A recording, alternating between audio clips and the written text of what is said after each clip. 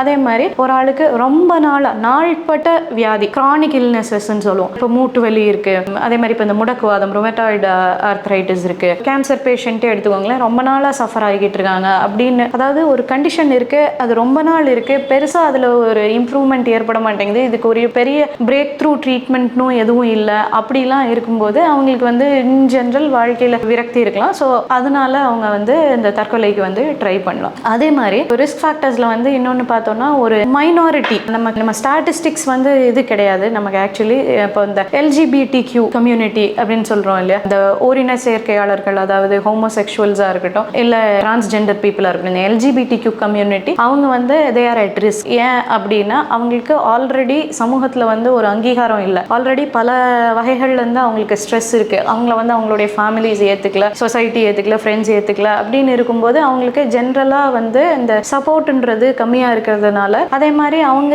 வாழ்க்கையில் பல விஷயங்களை ஃபேஸ் பண்ணும்போது அதுலேயே அவங்க அப்செட் ஆகிறதுனால ஈஸிலி தற்கொலையை ஒரு பிரச்சனைக்கு ஒரு தீர்வாக அவங்க எடுத்துக்கிறதுக்கு வாய்ப்பு இருக்குது.